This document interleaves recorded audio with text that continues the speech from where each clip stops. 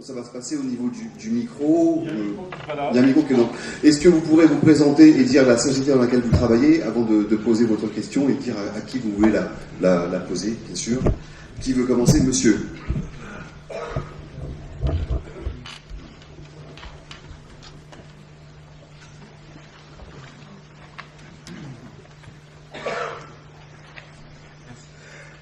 Donc Stéphane Bellocine, je suis membre du réseau DILE depuis quelques mois. Je suis directeur de projet dans les télécoms réseaux. Ma question s'adresse à Maître Thibault Verbier, mais pas seulement en fait. Alors, il y a un volet juridique. La France est un pays très administré, même suradministré, d'aucuns le disent. On a vu un certain nombre de lois, par exemple la loi Adopi qui a été très controversée. Alors, si j'en reviens aux fondamentaux de la thématique de ce soir, le business de la toile, opportunité, perspective, est-ce que nos réflexes très français d'encadrer à chaque fois qu'il y a une innovation qui apparaît, l'encadrer avec un carton législatif ne va pas nous forcer à être un petit peu dans le dernier wagon par rapport à nos concurrents? Alors, je pense que Facebook, par exemple, pour être concret, Facebook n'est pas... S'il avait été développé en France, on aurait trouvé des tas de raisons d'empêcher de se répandre assez rapidement. J'ai une deuxième question, peut-être très rapide pour moi. Très rapide pour Madame Lamotte. C'est votre présentation qui m'a inspiré quand vous avez avoué surveiller l'image de la marque donc sur les réseaux sociaux. Comment savoir quand on lit les commentaires justement sur les réseaux sociaux, les commentaires qui sont lisés par des internautes, ou quand on veut y contribuer soi-même d'ailleurs, comment savoir qu'il n'y a pas, que ce ne sont pas des commentaires achetés par la marque? C'est-à-dire des gens finalement qui sont payés pour laisser des commentaires dithyrambiques. D'ailleurs, quel est le taux de ce genre de pratique dans les commentaires? Merci. Donc deux questions. Maître Verbier, est-ce qu'un Facebook aurait été possible en France vu la réglementation en France, et ensuite sur les forums, les vrais ou les faux avis qui sont déposés pour Madame Lamotte? Monsieur Verbiste. Alors c'est ce qu'on appelle une question de piège, plus sociologique que juridique, mais c'est les plus intéressantes. Mais non, mais c'est intéressant. Un élément de réponse est que 80-90% de la réglementation française, et surtout en matière de nouvelles technologies, est d'origine européenne. C'est déjà une réponse. C'est que c'est pas la faute de la France, dans une large mesure. Alors le jeu en ligne est une exception, parce que le jeu en ligne, justement, c'est pas du droit européen, du tout. Enfin, indirectement oui, parce que c'est la Commission européenne qui a tapé sur la tête de la France, et la France, à un moment donné, a décidé d'adopter une nouvelle loi. Mais dans les autres domaines de l'Internet, de nouvelles technologies, vraiment, dans pratiquement toutes les situations, on parle de Facebook, de vie privée, de commerce électronique, de télécom, d'audiovisuel, de convergence, de protection du consommateur, de criminalité informatique, de contrefaçon, tout ça est européen. Donc la marge de manœuvre, si vous voulez, de la France est très très faible. Il y a beaucoup de lois, c'est vrai. Il y a beaucoup de lois. Il y a eu certainement, et encore un peu aujourd'hui, une crainte des législateurs européens et nationaux par rapport au phénomène Internet qui n'arrivaient pas à contrôler. Et donc il y a eu certainement une pléthore de lois dans le but de plus contrôler. On l'a vu dans Adopi, on l'a vu dans la cybercriminalité, on l'a vu dans plein de domaines. Contrôle, parce qu'Internet fait peur. Plus de frontières, l'intimité ou la confidentialité de la consultation d'un site Internet sans le contrôle social. Donc, il y a eu beaucoup de lois, mais elles sont, ça se fait plutôt à un niveau européen qu'à un niveau national, et puis un phénomène de maturation qui s'exerce, qui fait que ça se ralentit un peu comme le rythme des lois. Tu voulais rajouter quelque chose sur le jeu? Oui, juste sur le plan réglementaire, sans entrer dans une polémique. Le fait qu'en France on ait une réglementation qui est émergée fait que ça a permis de financer les entreprises. Winamax a relevé les fonds récemment dans des conditions assez stimulantes, et en tout cas a levé des fonds importants. D'autres sites, d'autres opérateurs ont levé des fonds. Si on n'avait pas un cadre réglementaire, on peut penser que les investisseurs, et en tout cas les investisseurs institutionnels ou professionnels, ne seraient pas rentrés dans le secteur. Alors avec la réglementation, il y a des taxes, il y a une rentabilité sûrement moindre que dans un secteur non régulé, mais en même temps il y a une création de valeur qui est observée. Merci. Madame Lamotte, sur la question concernant les forums et les internautes, vrais ou faux, qui répondent aux questions des uns et des autres sur les forums Internet. Oui, alors pour nous, je dirais, surveiller l'image de la marque sur Internet, c'est très important. Au même titre qu'on fait des enquêtes clients de satisfaction, on a envie de savoir ce que les gens disent de nous, donc ça c'est important. Par ailleurs, on est très très prudent, donc il n'est pas question de mettre des commentaires positifs ou même de répondre tous azimuts. On veut vraiment, je dirais plus, on est plus dans le monitoring que dans l'action à ce stade. Quand il y a des attaques pertinentes, notre politique c'est de répondre, mais pas forcément d'ailleurs sur le réseau. Si c'est un client qui se plaint parce qu'il a eu un problème dans la gestion de son sinistre, on va peut-être l'appeler ou faire intervenir son agent plutôt que de répondre et qu'il y ait une escalade. Et puis après, moi, d'un point de vue personnel, je pense que la beauté d'Internet, c'est que tout se sait et tout est très transparent. Donc celui qui s'amuse à mettre des commentaires positifs ou d'essayer d'influencer, en général, il se fait démasquer très vite. Et ça, clairement, c'est un risque qu'on ne voudrait pas prendre. Donc c'est la beauté du système, c'est qu'il vaut mieux être transparent et honnête que d'essayer de dérouter les commentaires. Pour apporter un complément, il y a une astuce très simple, hein, monsieur, c'est l'analyse de contenu. C'est une technique sémantique qui permet de repérer les textes qui ont été écrits par une seule et même personne. Les gens, en général, essaient de changer de style, mais au bout d'un moment, ils vont toujours employer les mêmes mots, et ça va se repérer au bout du 3e, 4e ou 5e poste. Donc ça se repère en général assez vite, et c'est assez ridicule d'ailleurs. C'est pour ça que c'est pas toujours très employé, parce que c'est très très vite démasqué, comme le disait Françoise. Une autre question ?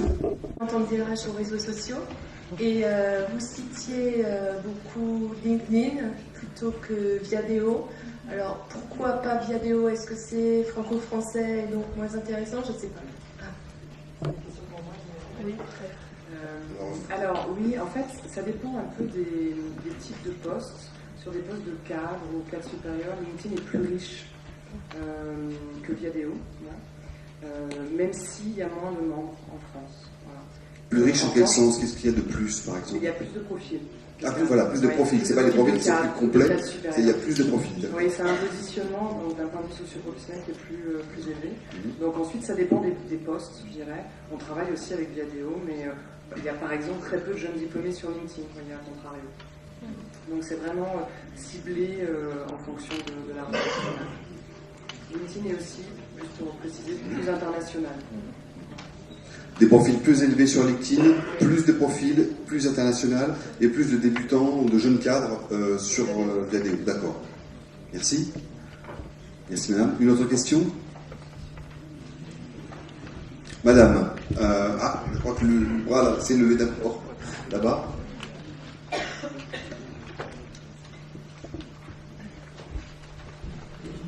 Bonsoir, Marcel Rousseau, je suis consultante en communication indépendante. Je suis membre du réseau Audino depuis quelques années. Juste pour pousser les questions un peu plus loin avec monitoring la marque, est-ce que vous, c'est une question pour Françoise, est-ce que vous faites le monitoring de votre employés? Est-ce que vous avez une politique? Comment est-ce que vous faites ça? Et comment est-ce que vous utilisez l'opinion de votre employés? La question c'est est-ce qu'on surveille ce que disent nos employés, c'est ça hein? C'est pas surveiller, oui. C'est pour juste... monitoring, c'est ça? Une sorte de... Qu'est-ce que notre employés pensent de nous?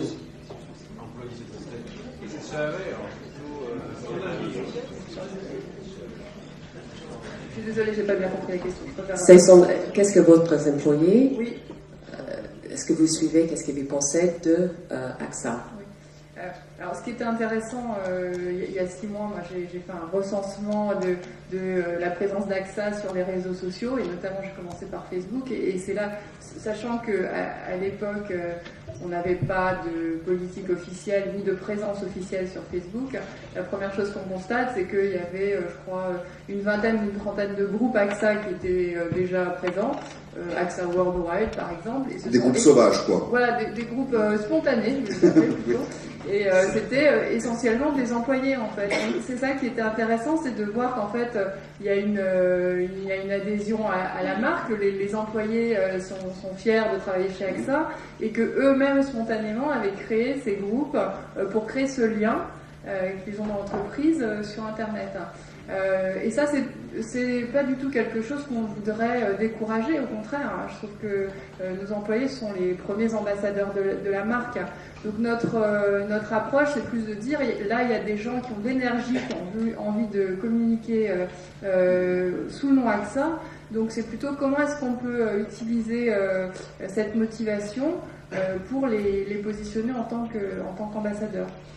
Il y a des guidelines quand même, des repères, des points de repère, des lignes de conduite. Alors en interne, effectivement, on a émis des guidelines réseaux sociaux, mais qui en fait n'étaient que la transcription de nos guidelines habituelles, c'est-à-dire qu'aujourd'hui il y a des règles, tout le monde ne peut pas s'adresser à un journaliste au nom d'AXA, tout le monde ne peut pas répondre à un client au nom d'AXA, il y a des services qui sont pour ça.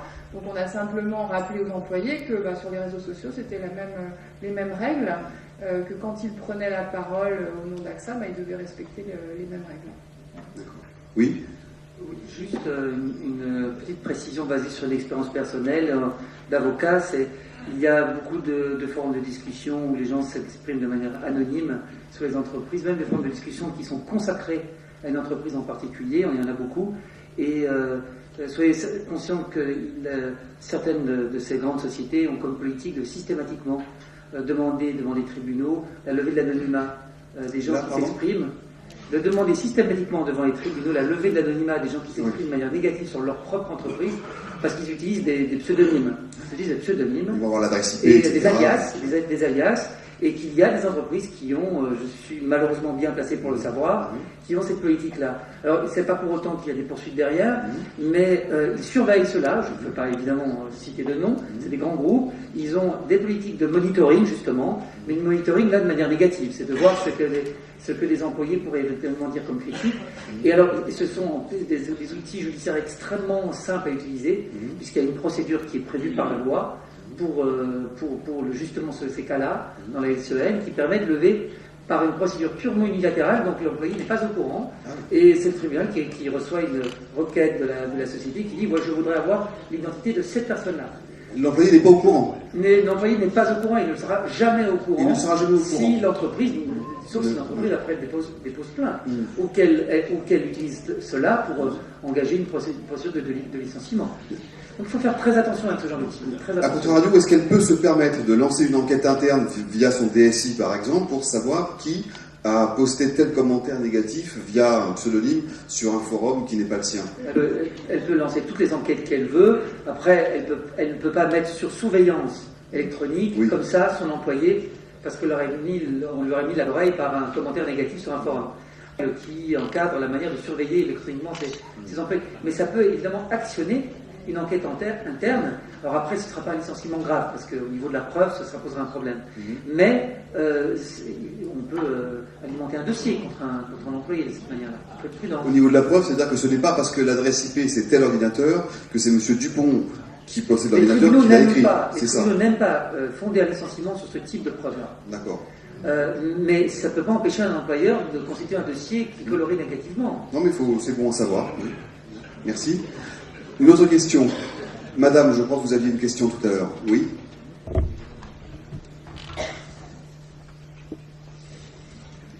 Bonsoir, Nicole Lafrasse dans la SEM, Société Émeraude, et à l'implantation des sociétés étrangères. Je voulais savoir, la première partie voulait parler des changements de comportement. Je voulais savoir si peut-être Madame, ou peut-être le deuxième Laurent, pouvait nous parler de la typologie du consommateur. Et savoir aussi, peut-être Monsieur Bougnou, s'il y avait une différence entre le consommateur français et les autres consommateurs européens, notamment néerlandais.